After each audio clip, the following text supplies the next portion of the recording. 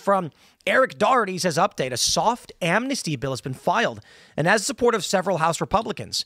It would allow illegal aliens who crossed the border before 2021 a pathway to stay and work legally. They can get up to 7 years of legal status with work authorization. They need to pay restitution and check in regularly with DHS, and the legal status could be renewed if there's good conduct. Take a look at this. A lot of Republicans are on board with this one. HR 4393. The crazy thing is, there's no articles about it. Nobody's writing about it, but it's here, and they're calling it. There's articles that vaguely reference it, basically saying like a bipartisan immigration solution. It's a horrible idea. Yep. I've got so much to say about this, but I think that, I mean, I've seen her talking about it, but maybe because they don't think it's got any chance of, I have no idea. Well, let me ask you about California, right? Trump raided these pot farms. Yeah. They found children on these farms. Child labor, exactly. And now the Democrats are defending slavery. Exactly. Trafficking. Would you shut those farms down as governor? You have to enforce the law, and this is the big point on all of this stuff in California, is on so many issues they just don't enforce the law. They pass all these laws. We've got way too many laws, but they never enforce them. And so you see that on crime, on retail theft, all that stuff, homelessness, right? It's illegal to camp on the streets, and now with immigration.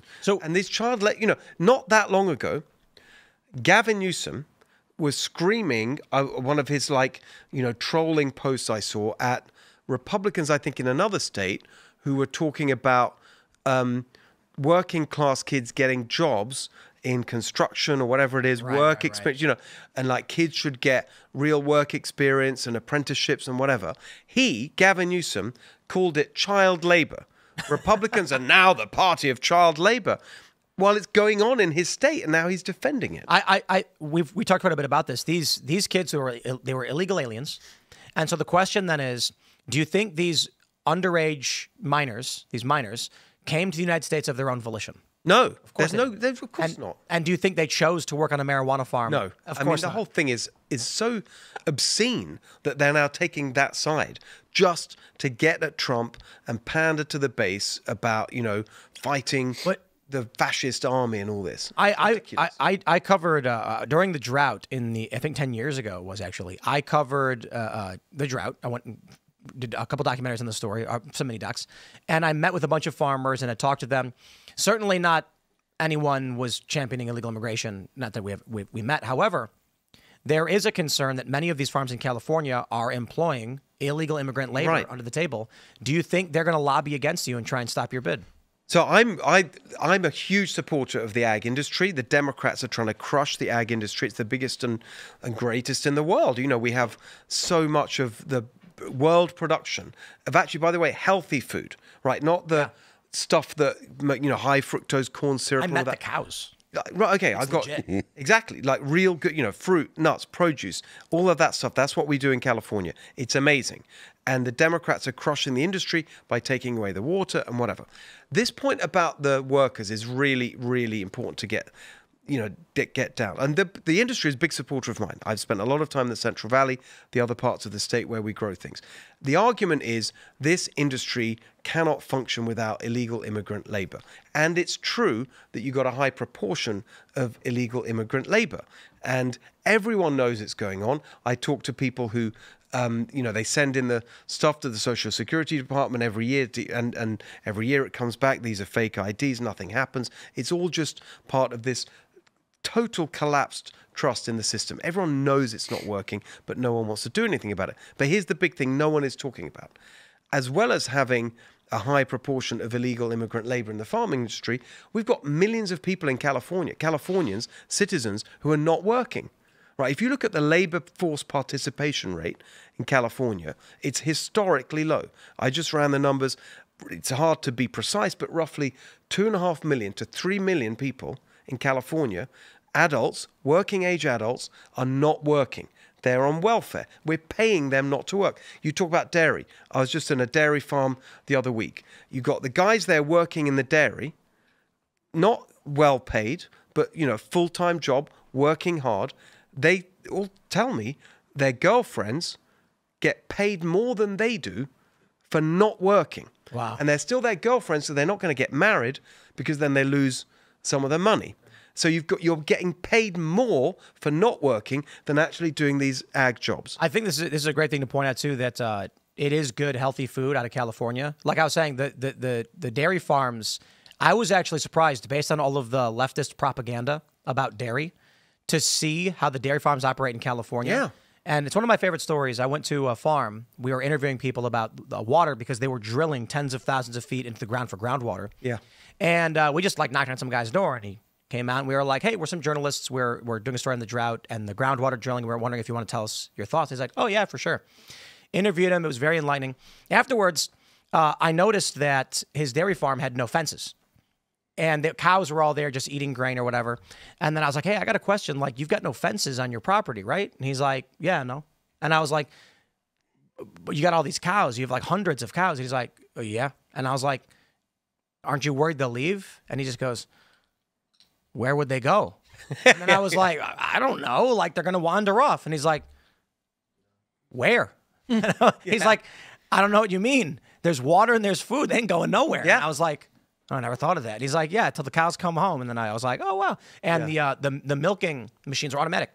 Yeah. He was like, the cows want to be milked because it hurts. It's less pain. It's painful. Yeah, they walk into the machines. Also, they get showers when it's hot. I mean, they really... Look, the idea that farmers don't want to treat their animals well is just ridiculous. But the thing I just want to say on the workers is a very simple point, right? Before we start importing illegal workers, why don't we get the people who are there, Americans, Californians, in my case, that's what I'm focused on, who could be working but are not working, and we're paying them not to work. Why don't we start with trying to get them working before we declare a labor shortage? Yeah.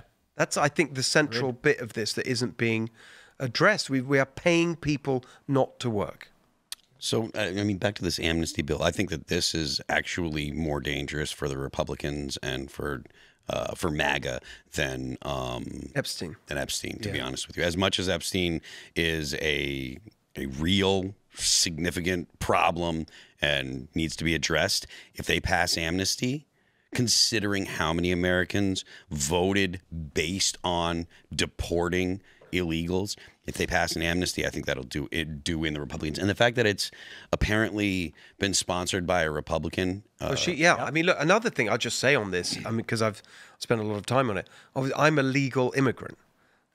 We've been here since 2012, became a citizen in 2021.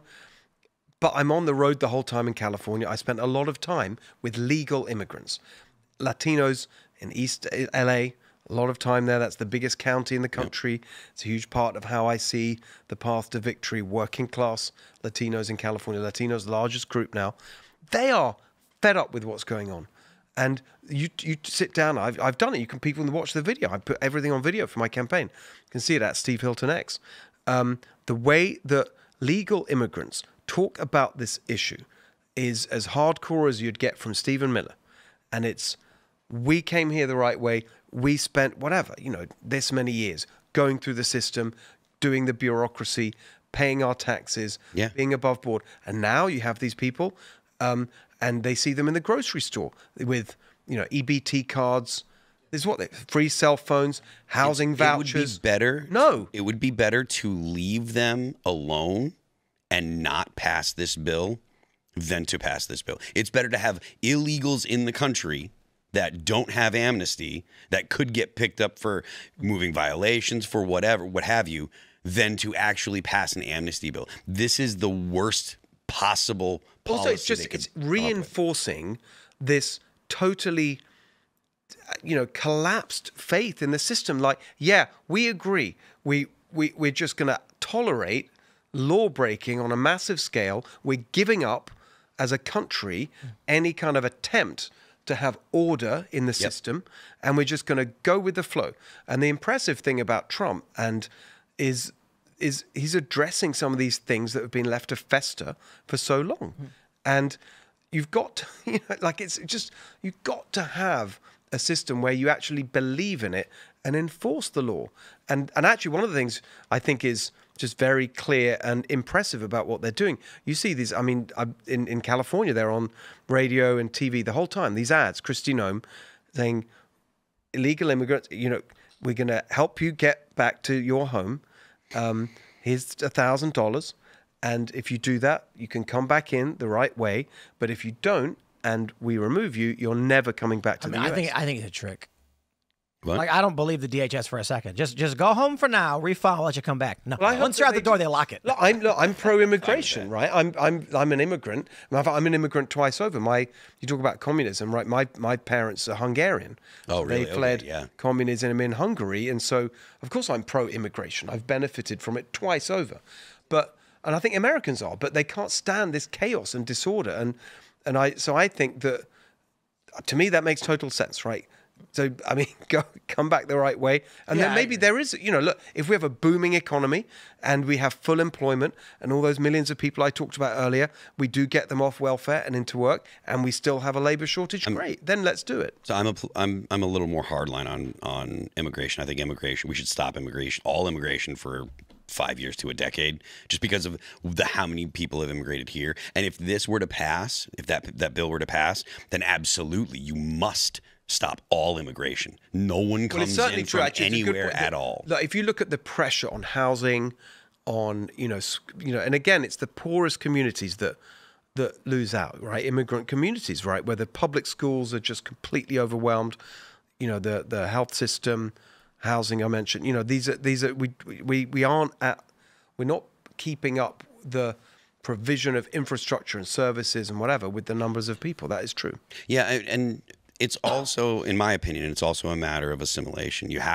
We've had real significant problems with the way that with what children are taught, and young people. Part of the reason why young people feel the way they do about the United States is because of the teachers and because of the curriculum in the schools. We have to manage to change the curriculums in the schools of education, take all the Marxist garbage, get rid of all the colonial theory, get rid of Franz Fanon, get rid of what's his name? I want to say Paulo Freire. Get rid of all of pedagogy of the oppressed and all that crap. Get all that garbage out. Teach children in a way that is not ideologically motivated. So that way you have you stop creating generations of children that hate America. Thanks for checking out this clip from Timcast IRL. Make sure to watch the show live Monday through Friday at 8 p.m. Subscribe to this channel, and we will see you all there.